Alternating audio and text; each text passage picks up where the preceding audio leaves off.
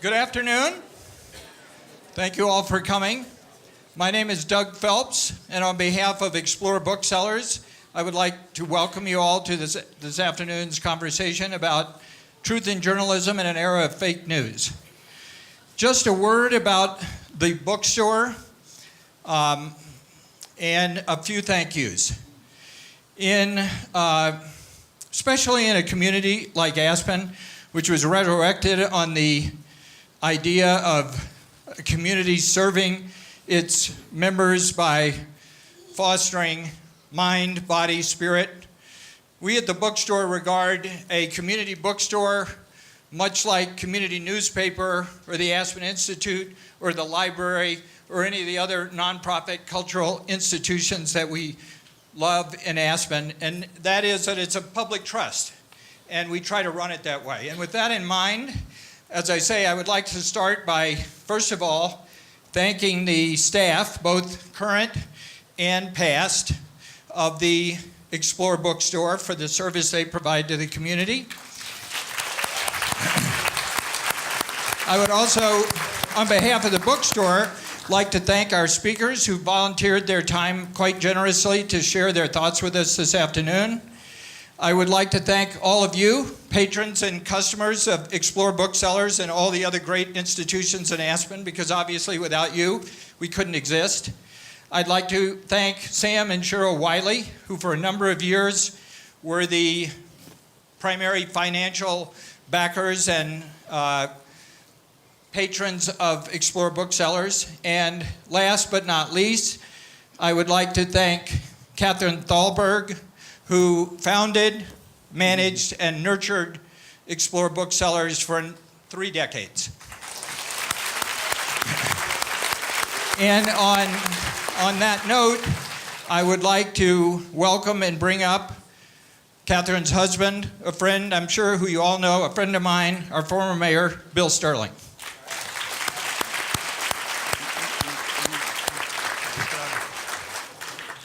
A round of applause for Doug. The community icon has been saved because of Doug Phelps. So I'm here to introduce the speakers and the moderators. So if Tom and Loren and Elaine, if you all would come on up. I think Tom and Loren will be sitting in these 2 seats, and then Elaine over there. Gotta go, Loren. The Explore More effort that he mentioned just briefly morphed from a committee called the Save Explore Committee. It was made up of just a few locals, and I just would like to name them real quickly. First is Ellen Hunt, and I know she's around somewhere here. Also, it's Linda Lafferty in the back row there, Andy Stone, Linda Pavlovsky, sitting right here, and Gary Plumley from Grape and Grain.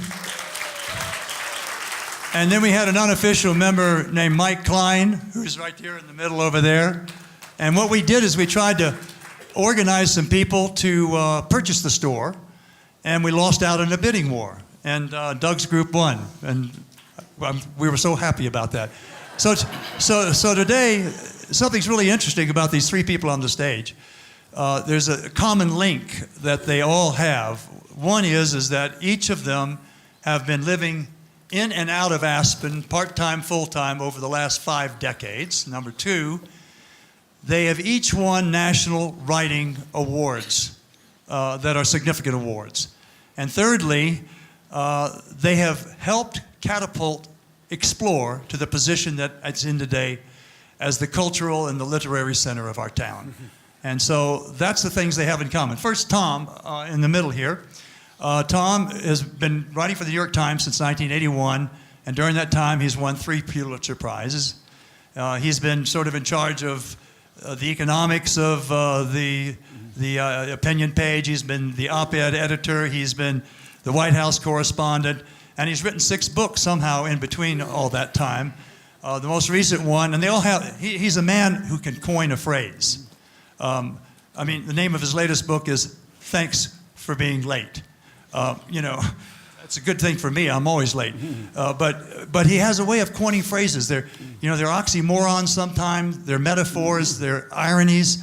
The Lexus and the olive tree. The world is flat. At any rate, he's a compelling writer, and he really sees the events unfolding, and he's able to write about them in a way that complicated issues that we can all understand. He distills them down. And he's an optimist on top of all that. But you know what he can do? Is he can hit a 5-iron more than 175 yards straight as a die. Loren is also a journalist who's been all over the world for years and years, from Cuba to Iran to Afghanistan to all over the Middle East and Tuscany even, and and he and Tom were co-winners of the Pulitzer Prize in 1983, both writing about the same subject, which was the Israeli invasion of Beirut and the aftermath and the post effects of that. Tom writing for the New York Times and Loren writing for the Post. Later he became the owner. It was the Washington Post. As in Washington. There's no other Post. Well, we do know there is a rag in New York that is called the Post. That's true. Next, he became the editor and the owner of the Aspen Times, and he kind of raised the whole level of journalism for our town. And when Elizabeth Papka died, he wrote the piece on her at the memorial service, and it was one of the most sublime and acknowledging pieces about the role that she played in our community in terms of creating things and all the things she did. Then he went on to NPR, and he was head of the international desk there for 15 years. Best man at his wedding, of course, was Dr. Hunter Thompson. And as an athlete, he is a skilled technical climber, and he's climbed all the great peaks all around the world and done a lot of those climbs with a lot of different people who are great climbers from Aspen. So we needed someone who could handle these two guys, right? So we called on Elaine Pagels, who is a professor of religion at Princeton, and she won the MacArthur Prize, by the way, in 1982. Which is a really significant award and has a lot that goes with that. Her first book, The Gnostic Gospels, won the, what was the prize for that? That was the National Book Award. Then she wrote a book called Revelations. There was already a book in the Bible called Revelations. And anyway, it's all about, bad dreams and prophecy and politics. So, she knows about the satanic side of the world that these guys report about, so she's a good one to lead the discussion. And then she got one of the National Humanities Awards from President Obama in 1915. Elaine? It's 2015. At any rate, Elaine, take it away, please.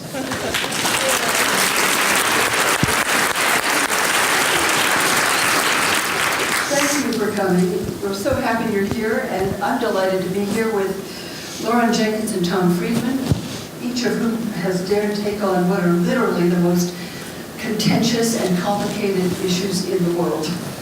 And, I've always thought that while the two of you have disagreed on what you have found and on the basis of the evidence, we were so lucky to have both points of view so that we can evaluate our own. But it seems now we're in a very different kind of world.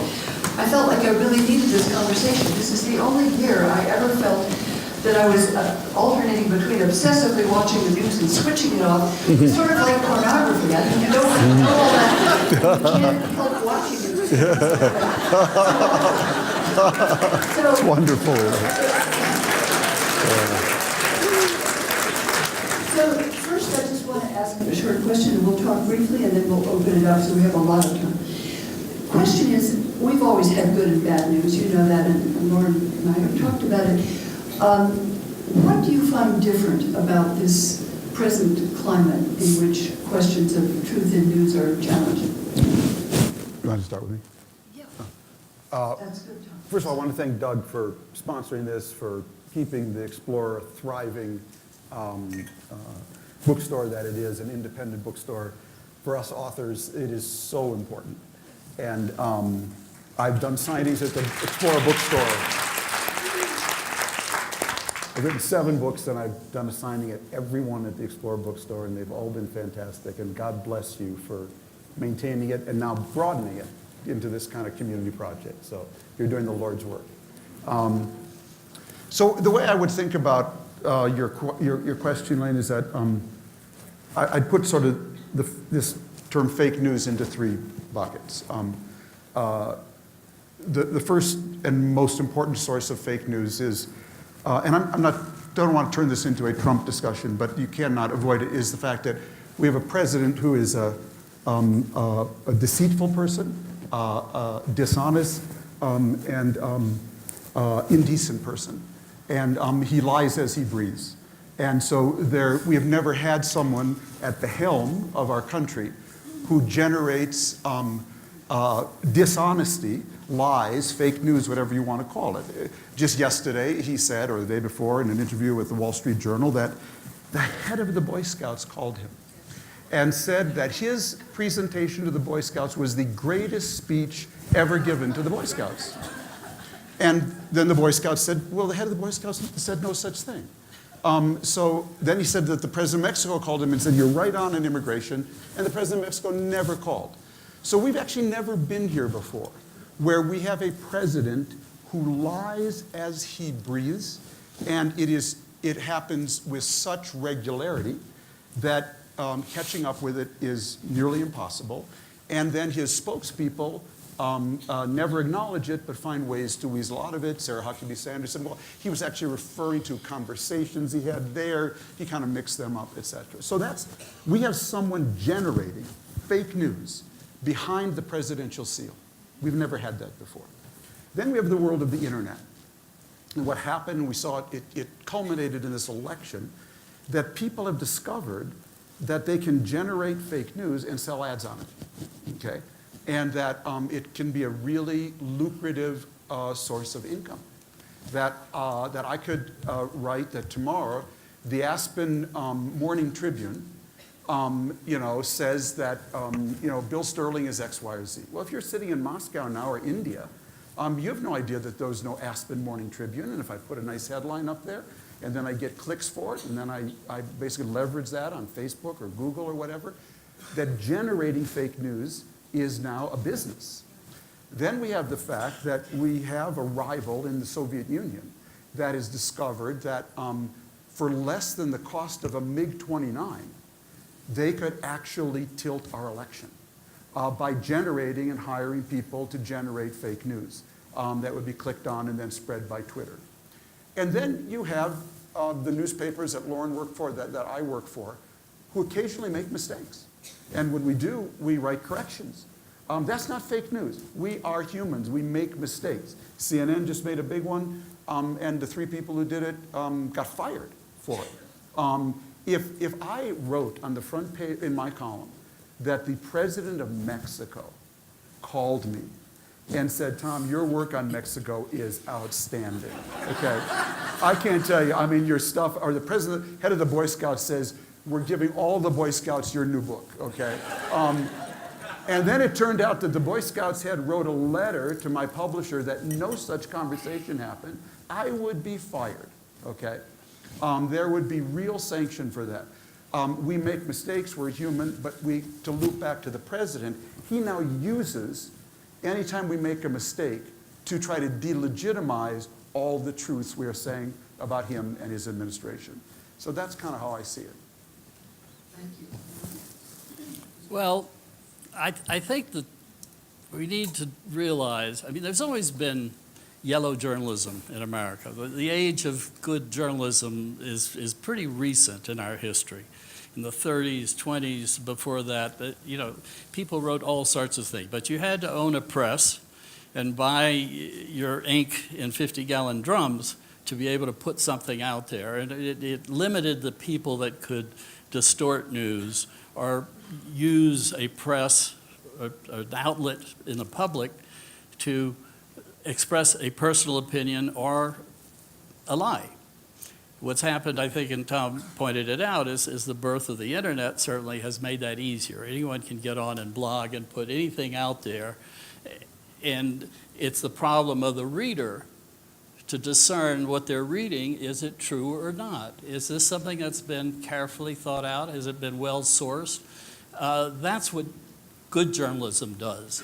You don't just get something and run with it and not check it out or try and get many sources to get it. The reality of journalism is that you live in a world of deception and lies always.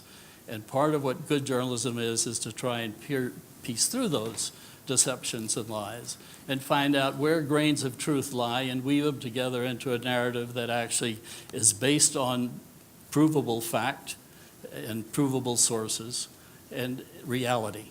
And what's going on now is an effort to avoid reality, because reality questions a certain segment of our population's view of what they want to be.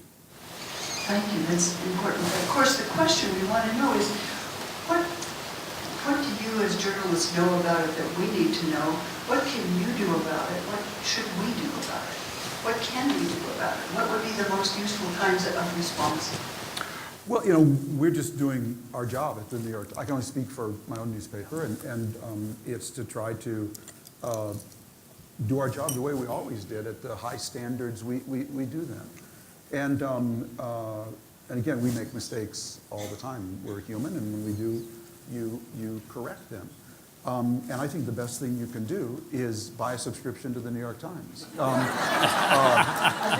And the Washington Post. And the Washington Post, yeah. And the Wall Street Journal, and the LA Times, and give a donation to NPR.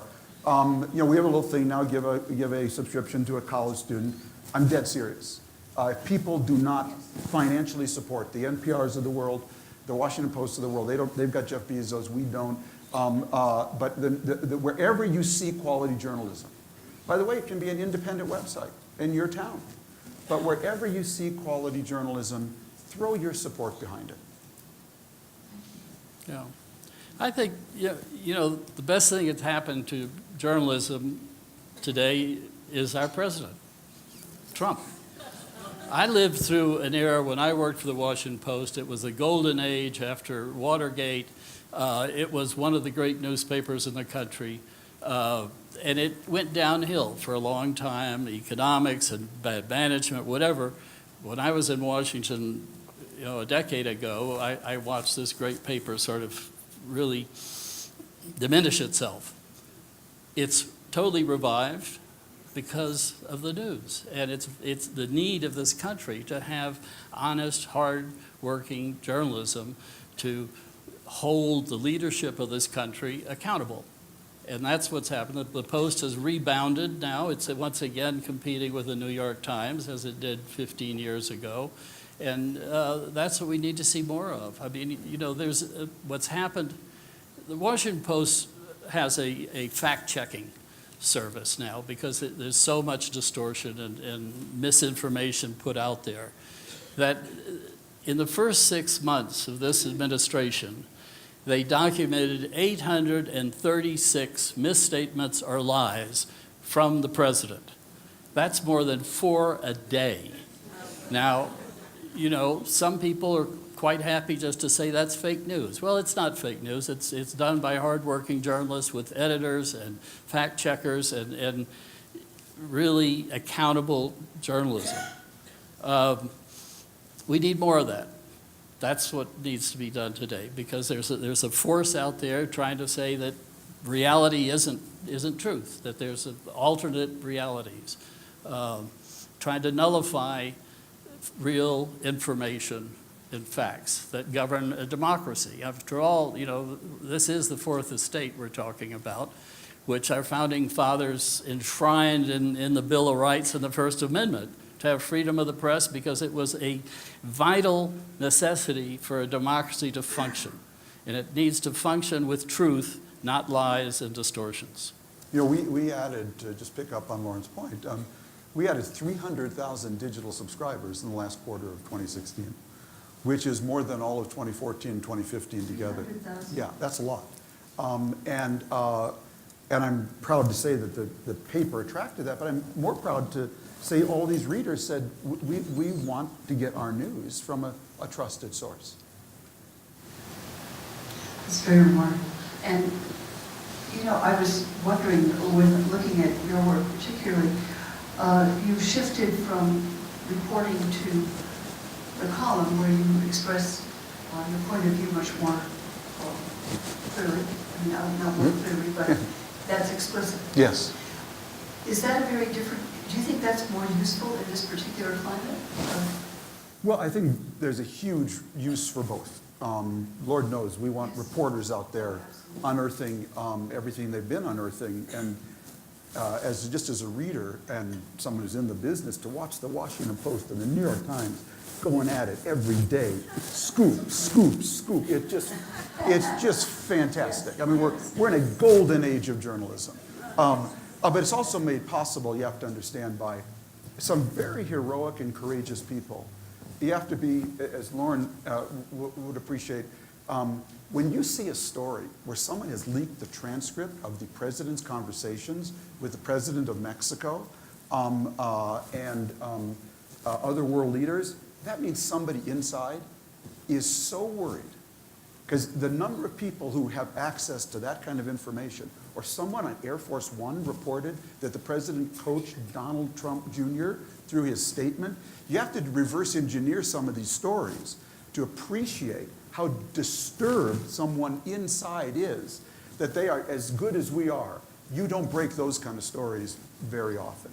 So, you know, God bless that side of the business. And I've been a columnist now for 21 years, and it's the most fun you can have legally. I mean, it's fantastic that to have a voice to comment on these things. But I think readers know I write a very reported column, you know, and I really love to report. My views are pretty middle of the road because of just where I grew up and how I look at the world. But it's a fantastic time to be a columnist now, and I really so glad I have a voice to be able to comment at a time when I think a lot of really important things in my country are at stake, and that you wouldn't have normally as a reporter. No doubt they are, and before we go to open up a discussion, because I think all of us here are here because we're passionate about this, and so we're going to have at least half an hour of this hour of questions.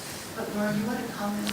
Well, I just want to underline one thing that I think most intelligent news readers or news consumers understand, but some may not, is that there's always been a great distinction in what the printed word is, or even less so in the visual media because they don't have it. But traditionally, there's a distinction between commentary and reportage.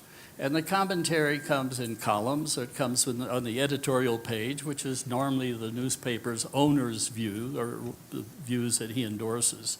And those are subjective. Those are commentaries that are individual and from an analysis. But the real reporting, the real value is the reportage, which is done by reporters who are tasked with a job that's often difficult, often dangerous, of finding out both sides of an argument and laying it out so the reader can understand not just one point of view, but multiple points of views. And I think that's one of the great values of American journalism. It doesn't happen elsewhere. When I was based in Italy many years ago, I used to have to get up every morning and read 8 newspapers before I went to the office. I'd sit in a little cafe on the Piazza Navona and read these 8 papers. Why? Why 8? Because each paper belonged to a different political party. There wasn't objective journalism the way we practice it in the United States. So I had to read the communist paper, L'Unità, and see what the Communist Party was thinking. I had to read the socialist paper, La Repubblica, to see what they were thinking. The Christian Democrats of the right, they had their own newspaper, the Corriere. And it was so different than what we have today here, where we try and put that all together and we strive in good newspapers, good media, to keep the editorializing out of the news pages. So try to be objective and try to lay out all sides rather than have everyone have to read 8 newspapers. And I think in the age of fake news and blogs and all of that, that's where we're getting to. We're Italianizing the American media to the point that every source has its own personal point of views, and that's what you're getting. That's an important point, and you raised something else, that just one comment, that it's dangerous to be a journalist in a way it didn't used to be, that they've been targeted, they've been murdered, and that, in a sense, is a tribute to the importance of the work that you do. It's a tremendous tribute to what we expect of the news, that kind of integrity. So why don't we open it up now to whoever wants to venture the first question. Can we get a microphone on that? There are microphones that will run to you. Right there. Right there, this lady in white. So they announced today that Attorney General Jeff Sessions and I think I was saying that Attorney General Jeff Sessions and, you want me to stand? Mm-hmm. Okay. I read sign language. I think the NIA director or somebody are going to crack down on leakers, and this is probably having to do in part with John Kelly now being chief of staff for the president. And I'm wondering if you think that's really going to have an impact on the leaks that are coming out, because as you say, there's a desperation from the inside that's probably fueling those leaks. Do you think it will have an impact? And if it does, what do you think that means for the news that we get on a day-to-day basis? Well, I think that's Jeff Sessions trying to save his job, first of all. And by showing Trump that he's, going to double down on all of these things. Hard to know what a dampening effect it will have. And look, Obama cracked down on leakers a lot as well. Let's remember. He didn't enjoy it any more than Trump did. But I think there's a lot of I look at these people as whistleblowers, not leakers. And I think there's a lot of courageous people in these administrations. And you have to be in the news business to appreciate this, but if you watched all the movies about Watergate, read about it, you kind of think that all happens in a garage and somebody turns a lamp around, somebody whispers to you. Actually, so many leaks happen when somebody tells somebody who tells somebody else. And it's rarely that the secretary calls you up and says, this. It's usually somebody tells somebody tells somebody, and then you get it, and then you come back and reconfirm it in other ways. And so, good luck, Jeff. I would like to just point out that, leakage of news in Washington is part of the system. Yeah. It's built into the democratic framework. Washington, everybody talks to everybody in Washington. There are cocktail parties, they meet in subways, whatever. And someone works at one office, tells somebody in another office, and you're right, it circulates, and that sort of news eventually gets tracked down. But it's always been there. It just happens that today we're living in an existential era where things are so terrible and potentially so dangerous for the future of democracy in our country and its security that people are appalled and going out, and there's more leakage than there was under Obama or under George Bush's, under Lyndon Johnson. But there's always been leaks. It is what happens in Washington, and it's just because news flows through everybody's social networks. Yes?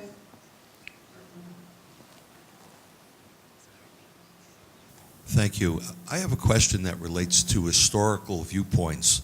We tend to see things from our own lifetime perspective because we live in circadian rhythms of 24 hours. I seem to recall from reading history that Thomas Jefferson and John Adams had supporters, and they themselves were enemies, political enemies, for many, many years, and wouldn't talk to one another. And that goes back to the election of Jefferson. When I think back to my own lifetime and I think about what I was reading and hearing on NPR about Robert Bork, I absolutely despised the man, and I couldn't understand how anyone could nominate him. And many years later, I read about his history, and I had a more moderate point of view about his capabilities as a jurist. Can you take the time factor and the fact that Mr. Jenkins says it's worse than it's ever been. I don't know about that. I'm wondering if you're commenting about your lifetime, not the history of this great country. Thank you. Well, I don't think our historical record ever has had a president who has lied and deceived the public as much as this one. I may be wrong. I wasn't alive in the 19th century, certainly not the 18th. I think we're in a new era politically. When the Founding Fathers, I think one of the great flaws in the Constitution, personally, the Founding Fathers sat down and figured it out. They hadn't heard of Freud yet. They didn't have any clause in the Constitution that would look at a man's mental state when he runs for president. I think that's something we should go back and do.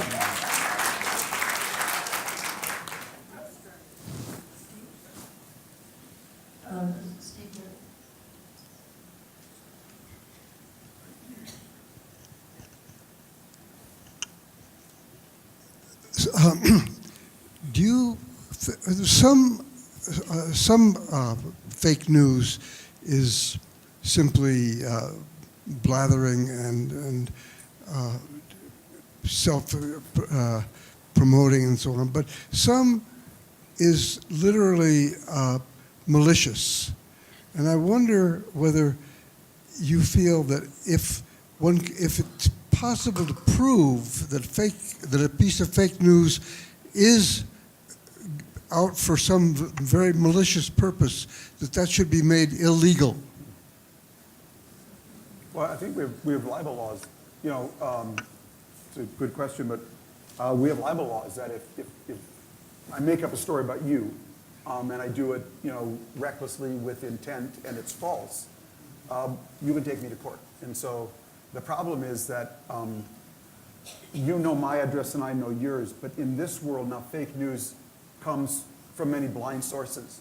We learned that during the election, where you actually have offices in Moscow that were designed and built to generate this stuff. It's very hard to track down. I was thinking not of personal attacks, but things that could... Just lying in general, yeah. Yeah, I don't above my pay grade, I'm sorry. Sorry.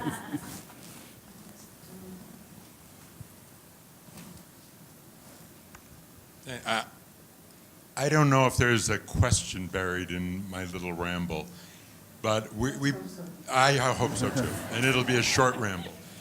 We belong to a book group, and we read a biography of someone, and someone in the book group said, gee, I wonder why they didn't have this fact in it. And somebody stated in that book group, there's no such thing as nonfiction. Everything is perceived through the person who wrote it. And I look at, we had an African-American woman who worked for us who couldn't believe that I didn't believe that O.J. Simpson committed those murders. And I look at very liberal people that we're part of, and when I said something critical of Hillary Clinton, they leapt, and we lean that way, but they leapt into a defense, and they couldn't see the other side. I guess my main point is that I don't think this is only about Trump.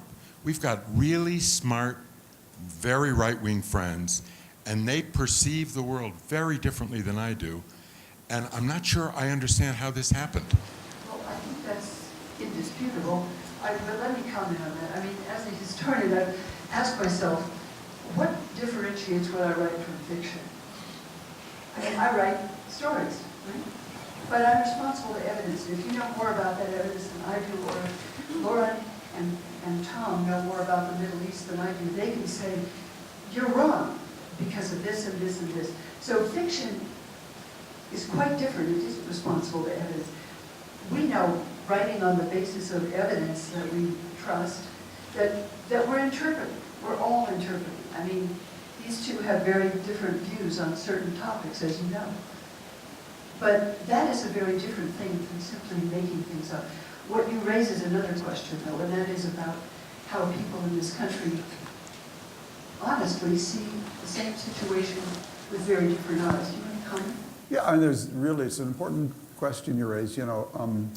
what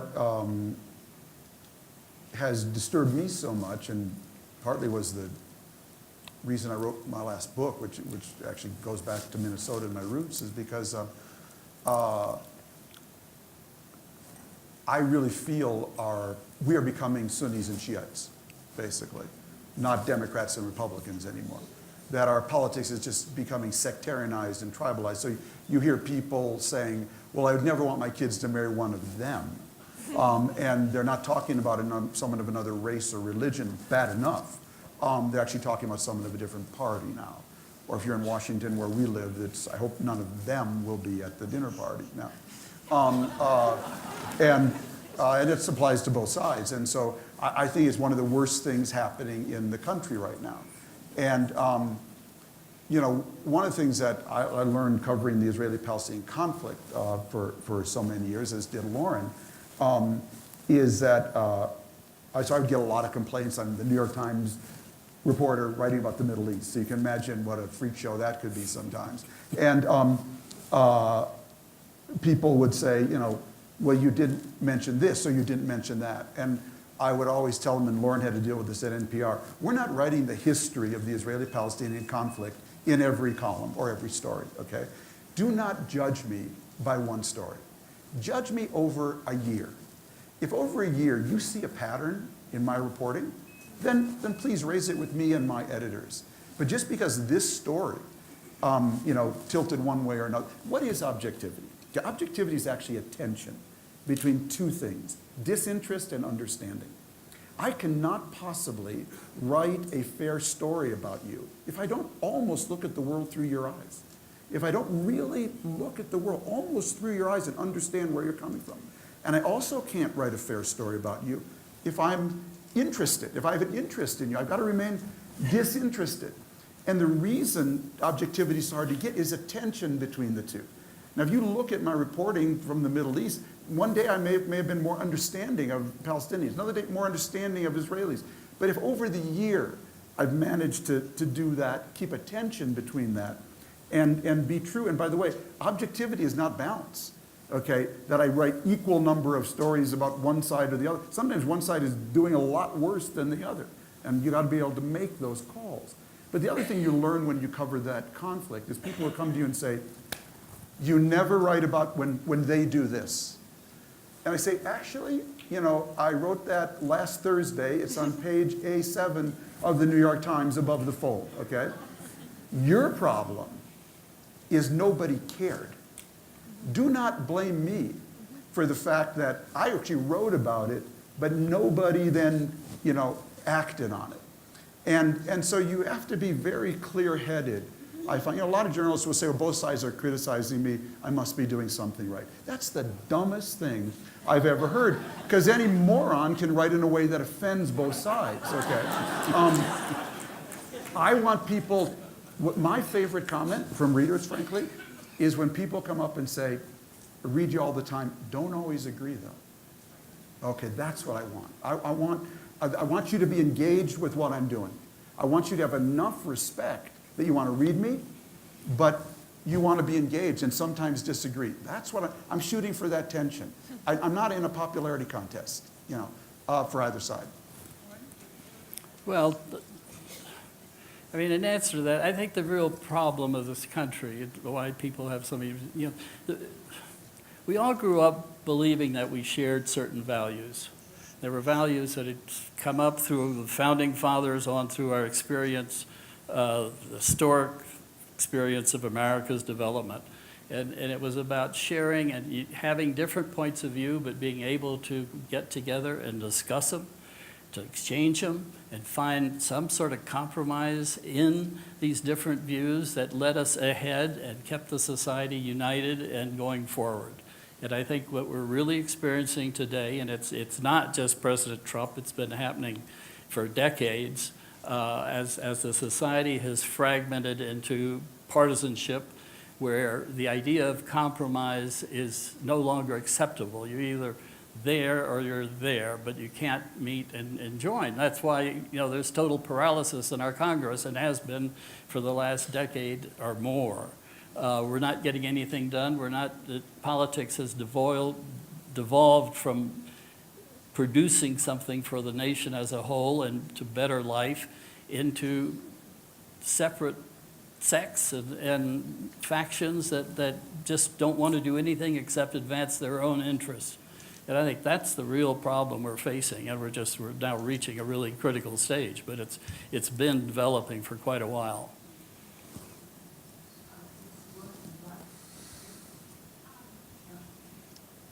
I'm a loudmouth. Oh, here we go. My husband's right over here. He'll attest to that. Question, with papers merging, with a few people knowing that they can really reach the market through that medium, and do you see that the values of the owners tend to restrict, put boundaries on the agendas of the reporter and the goals that the papers are supposed to reach? Are you seeing those values of these specific owners changing? It depends on the owner.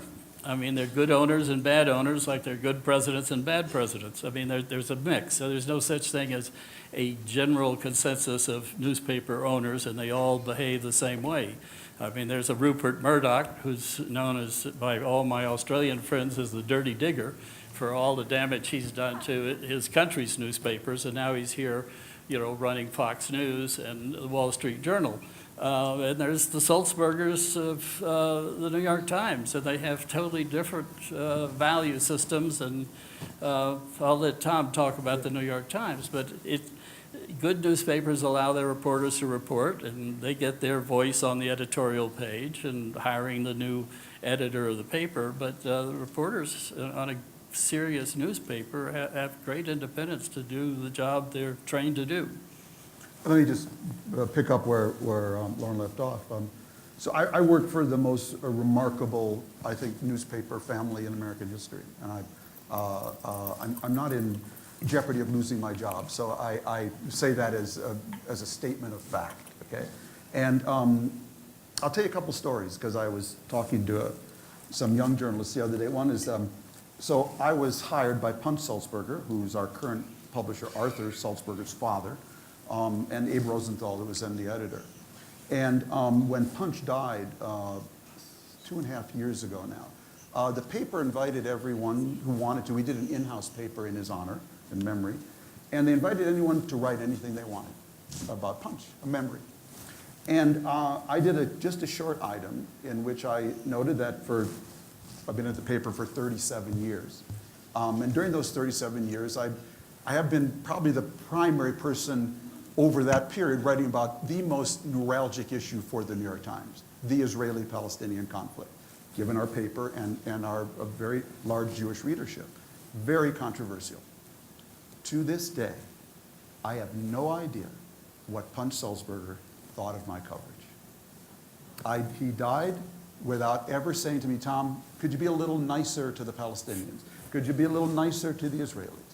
For 37 years, I covered the most sensitive story for them. And he got slings and arrows over me over those years, I guarantee you. Another story, 5 years ago, 6 years ago, I went after General Motors because they came out with a plan that if you bought a Hummer or a Suburban, they would give you free gas for a year. Dumbest thing I ever could possibly think of. And I did a number of columns calling them out on that. And let's say they took it out on the paper in a really way that was significant for the New York Times. The only way I knew that they'd even done that was my publisher, Arthur Sulzberger Jr., called me one day and said, Tom, I got to go to Detroit for a meeting with the car companies. Would you just remind me what you wrote? It's the only way I found out. But I'll tell you a third story very quickly. When Loren and we were in Beirut in the summer of '82, in the first week of the war, my apartment in Beirut was blown up, and my driver's wife and 2 daughters were killed in my apartment. One of the worst things that ever happened in my life, and we had to help dig them out. It was a terrible thing. The New York Times did not let me write about it. They eventually did a small story because everyone else was writing about it. But their message to me was, you're not the news. People are getting blown up and killed all over bigger. Today, if you get cut, you Instagram it, you send it around the world as a report. Somebody cut me. I got a cut here by this policeman, you know. My apartment was blown up. And the New York Times said, you are not the story. That's how Loren and I were raised. And so what I see now, where everyone tweeting left, right, and center, and this does disturb me, and it is going to get news reporters. We have news reporters tweeting, and they're tweeting opinions. And Twitter is a gigantic smart aleck machine, so it's a competition over who can be the biggest smart aleck. And Trump sees that, and no wonder some days he says, you guys are, this is not news, this is, you guys are opinion. And Twitter is going to be the death of some good reporters.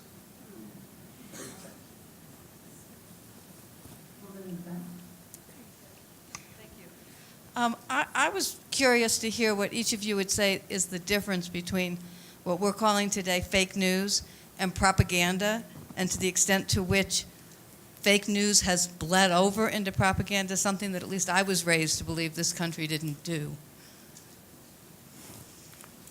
Well, I think fake news is propaganda mostly. There's no difference. It's just, let's be clear about the term fake news. There's always been propaganda. There's always been spin. There's always been leaks. There's always been distortions of one form or another. Fake news is a term that only came in vogue when Donald Trump began running for office in 2016. Before that, the specific fake news wasn't talked about. It wasn't, there may have been fake news, but that was a term that he coined. And he was one of the creators of it. If you remember, he was the one who spent most of his campaign, before his campaign, but his campaign to become a candidate, questioning Obama's birth and religion, claiming he wasn't an American citizen and that he was a Muslim. Now that's propaganda, and that's malicious use of facts. They weren't facts. They were conspiracy theories. So I don't think there's a real difference between propaganda and fake news.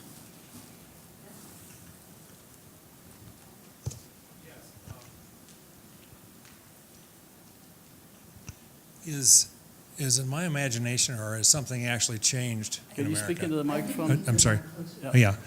Is in my imagination, or has something really quite basic changed in America, where 35 or 40% of the people they're pissed off, and so they vote for Donald Trump, and as things roll out, and as he exhibits so many un-American traits, what is it that does not allow them to change their mind?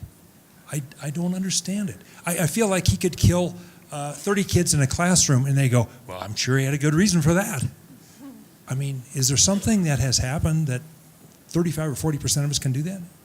Actually, I'd like to add to that comment. I was thinking about the New Yorker article that David Remnick wrote interviewing Obama, I think it was in January. And they were talking about people getting their news from totally different sources. I was wondering, is part of the problem that they just bypass the news? Well, I think, whenever you see something that you've described, I tend to explain it in terms of culture. So you can't talk people out of something they haven't been talked into. So I think these are cultural responses. And there's a whole group of leaders around the world who've learned to manipulate this.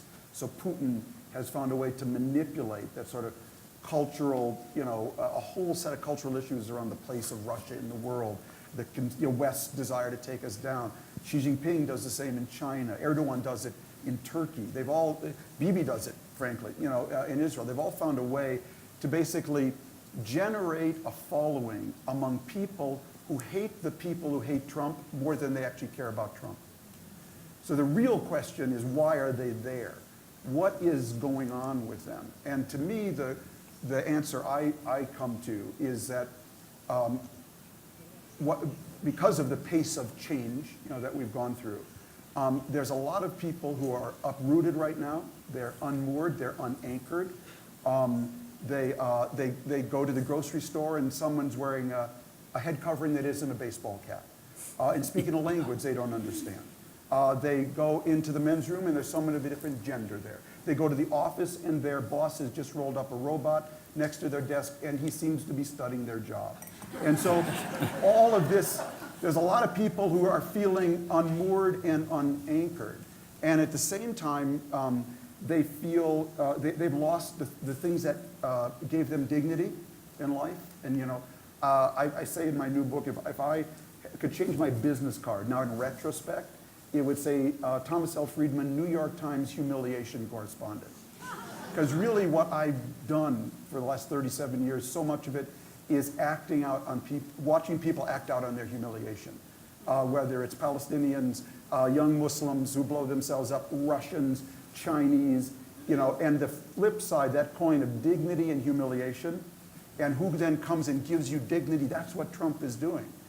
He's giving people who are uprooted and feeling looked down upon, often by people like us, okay? And therefore, they actually hate the people who hate him more than they're even thinking about him.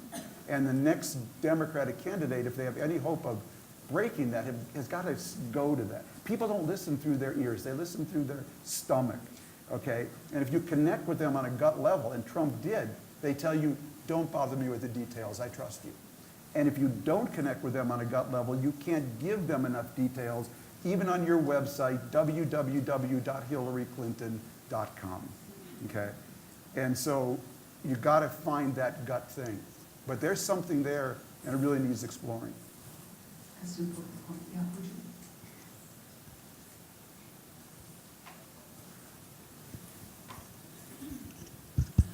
This maybe piggybacks on the point that you just made, and maybe there's further comment on it.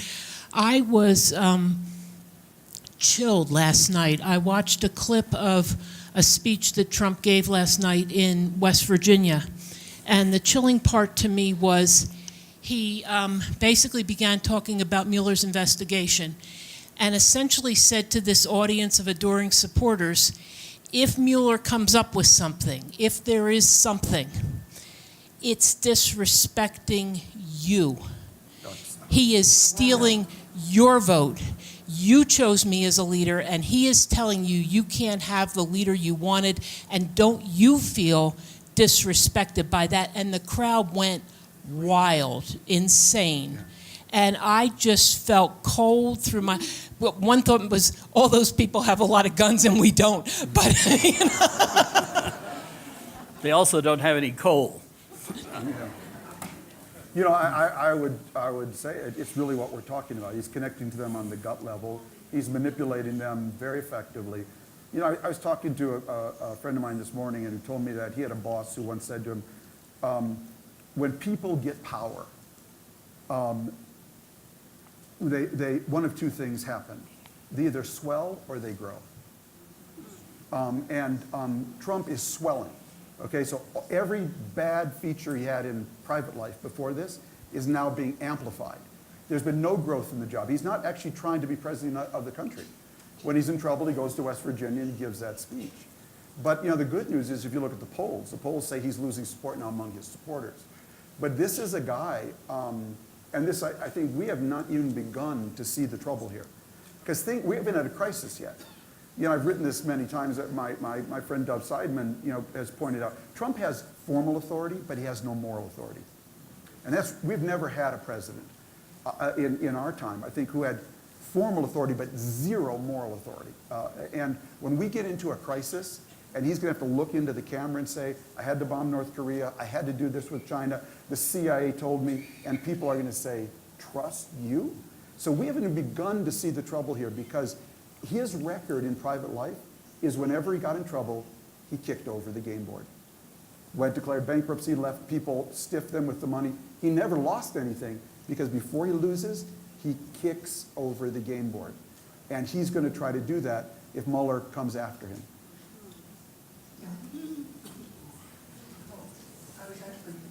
Have I ruined your dinner yet? Because I do weddings and bar mitzvahs also, so. Who are you pointing to? Yeah. Okay.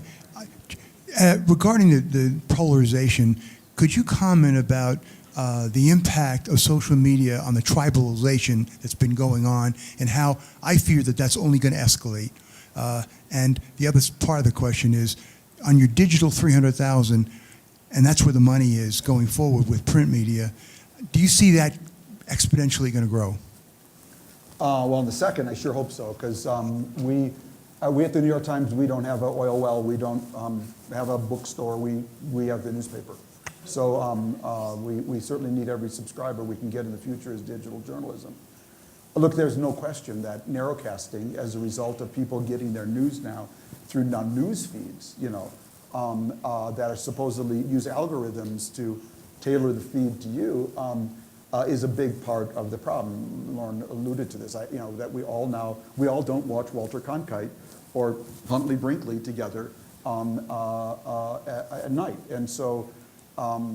I personally, I'd like to read a variety of things. I like to know what conservatives are saying, liberals, libertarians, so I read a range of things. But I think it is essential that our public schools begin to teach digital civics from kindergarten. That when you go to the internet, I've often been in arguments with people and they'll say, but I read it on the internet. As if that settles the bar bet, because it comes in a patina of technology, you think it's true. But we need to teach young people how to triangulate. Just because you read it in Wikipedia, just because you read it here, you need to Google it, check it. Maybe there is no Aspen Daily Tribune. That's the first thing you'll discover when you Google that news story. I think it goes back also to discrimination of what you read. I mean, you had it in older times, you had to decide what newspaper you're going to read and how you read a newspaper and what's true and what might not be and what the facts are, what are the sources. The internet just magnifies that. You have to, it's a great source. I can sit here in Aspen in my office and read, the news in Beijing and Moscow and anywhere in the world, but there's a lot of fake news out there. There's a lot of badly sourced news. There's a lot of just blogs from people you don't know, and I think you have to go and find out what are the good sources that are on the internet. There's terrific information there, but there's also a lot of misinformation, and it's really about education of how you approach all of this new world of information that's upon us. But you have to discriminate. The internet's an open sewer of untreated, unfiltered information. It has diamonds and gold and rubies and silver, and it has broken cans, chipped glass, and some really toxic waste. And it's essential for our democracy that we build the internal filters into our citizens and young people to filter out the gold and the diamonds from the toxic waste. What is so dangerous about this moment is that we have a president who stands with the presidential seal in front of him, who's trying to destroy those filters. This is such a fascinating discussion, and there's so many good questions. Would you speak, and then you and we just have a couple more minutes? So you think about tipping points in history. Watergate was a journalistic tipping point that basically created investigative journalism. I'd love to hear both of your thoughts. Put your crystal ball in front of you a little bit and tell us what you think a post-Trump era will look like for journalism once this settles down. And then what will elections look like? Well, that will depend on the post-Trump era. I mean, are we going to get out of it? I mean, who knows? I mean, this could be the end. This could be the collapse of this whole American experiment in democracy.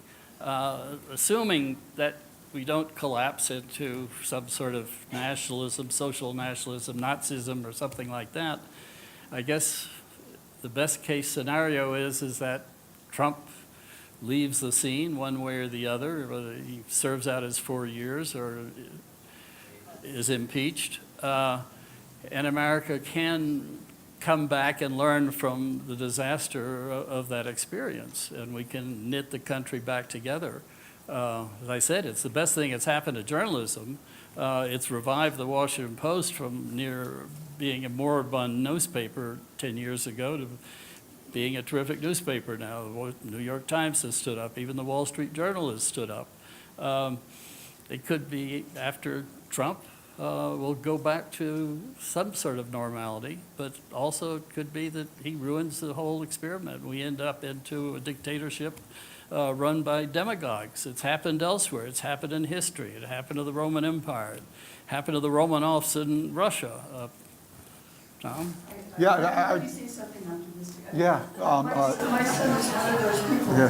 who asked for his birthday one of his subscriptions to the New York God Times bless and him. NPR. And he contributed That's to great. NPR. I mean, he hadn't done that before. And he said, this is awful. This is awful. What's going on? And I said, the difference is now you are energized.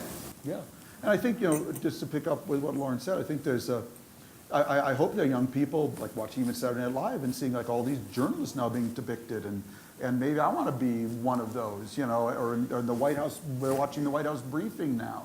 I really hope that they will want to go into that, but unfortunately, a lot of young people get their news now, through social media, through Facebook. They don't even know it comes from the Washington Post or the New York Times.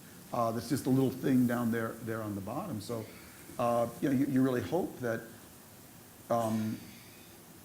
that there will be that kind of follow-up. But to just pick up on the last point Loren made, the night of the election, I've been a Wednesday columnist almost my entire career. What that means is I get the first column after every election.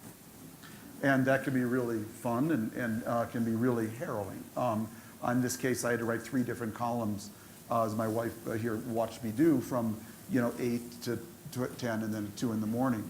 But they all began the same way. Began with a quote from a dear friend of Anna, from Zimbabwe, who said to me once several years ago, "You Americans, you kick around this country like it's a football. It's actually not a football. It's a Fabergé egg. You can't drop it. You can't break it. And you have to be from a country like Zimbabwe to appreciate that." Yeah. So we should have one more question, and then Thank you. So, Tom, you kind of scared me when you, especially when you said we've only begun to see the trouble here. And I, too, like I think a lot of people in this room, was just totally flabbergasted by the fact that so many people can't see what we see. So I really liked what you said about the fact that most people do not listen with their ears, they listen with their gut. So if they really only listen with their gut, then how can we, especially journalists, start to talk to their guts?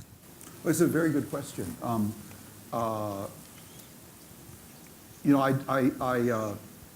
My last column before the election, a week before, the Wednesday before, was addressed to Trump voters.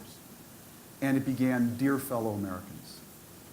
It didn't begin, "You morons, you idiots." I'm serious. It began, "Dear fellow Americans. We're in the same country.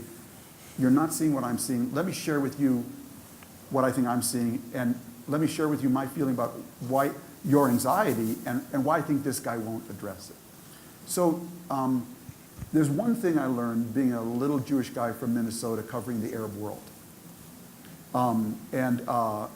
And covering it in a way that I think Loren would attest. I wasn't always out there saying, "You're all wonderful, you're all great, it's all the Israelis' fault." Okay. I got in people's face on both sides, But this is what I learned from that whole experience, that the most important thing for a journalist is to be a good listener. And it's true, I think, of being a politician and a neighbor and a parent. Not only because when you listen, you learn things, but much more importantly, what you say when you listen. Listening is a sign of respect. And it's amazing, you go into a room of young Palestinians and they got your columns printed out there and they're ready to carve you up. And you just spend an hour listening to them. And I don't mean just nodding your head and waiting for them to stop talking, but deep listening. And people can tell. At the end of that hour, they all want to talk to you. But there's a lot of people feeling very disrespected. There, here, all over the place. And when people sense you're listening, you can then say anything to them, that you're respecting them. And if they think you're not respecting them, you cannot tell them the sun is shining. And so that's really the key. And I think there's a lot of people feeling talked at, that no one was listening to them. And I may have been guilty of that, until this election. I didn't know all these people were out there. I just took a trip through Appalachia just to see what I was missing, But I think that's where you get to people's gut. I would add to that. You're totally right, Tom. But I think it's not just the journalists that weren't listening. It's the political class of both parties, the Republicans and the Democrats, and that's where Trump capitalized on it. The Democratic Party wasn't talking to the people and listening to them. They've gotten so wrapped up with their own world in Washington and Wall Street, and I think the Republican elites were too. Yeah. And they left this whole dissatisfied segment of American society to someone like Trump, who actually was smart enough to feel that's where his base was, and he could capitalize on it. I wish we could hear from everyone, but it's such an important conversation. We're after our time, so thank you so much.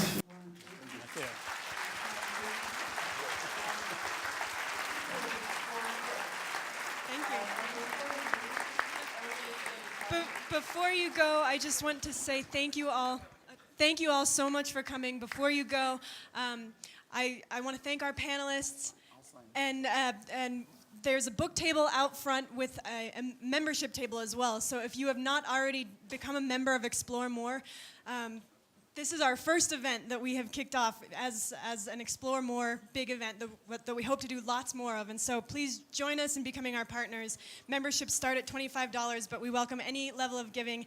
And you can sign up to be a member out at the book table, where Tom Friedman will also be signing some books. Buy books. Yes, buy books. Thank you all for coming. Great job, Ruth. Wonderful job. It was really